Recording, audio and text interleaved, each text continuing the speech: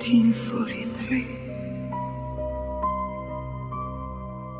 She was 19 years old and smiling at a world that had no idea how quickly it disappears.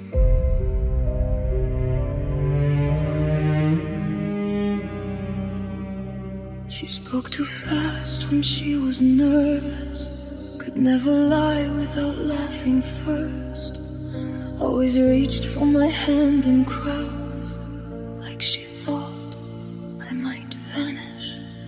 I remember the exact shade of her eyes the first night she said she loved me, like somehow my memory still clings harder than time itself.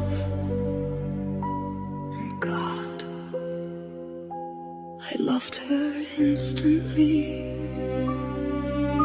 but humans measure love in years, and I had already lived through centuries. 60 years was nothing to me, a breath inside eternity, but every second with her burned brighter than whole lifetimes before her.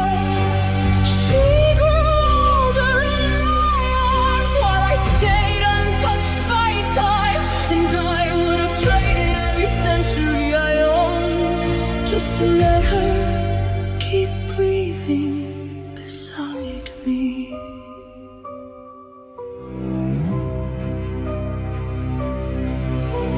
At 30 she still danced in the kitchen, barefoot across cold wooden floors.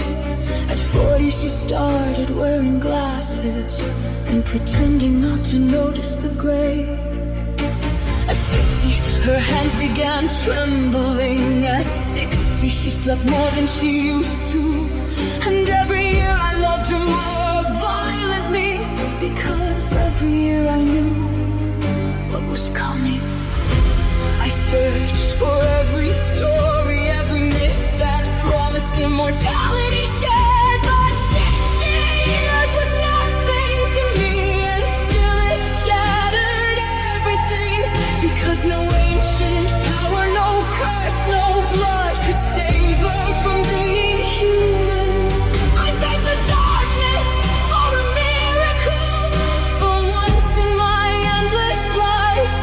But the stories humans tell each other were only stories after all. The night she died, she touched my face and smiled, and she said, "You still look exactly the same." Like she was apologizing for leaving me behind.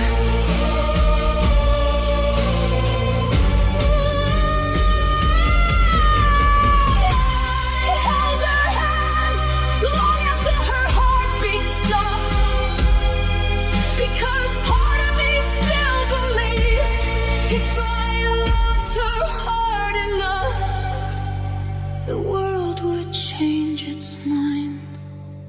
60 years was nothing to me until I watched her disappear from it. Now entire centuries feel empty compared to one lifetime beside her. I have buried kings, watched empires collapse into dust, but losing Julia still feels heavier than all of it. And sometimes I still wake up forgetting that humans don't stay. Thousands of years alive, and 60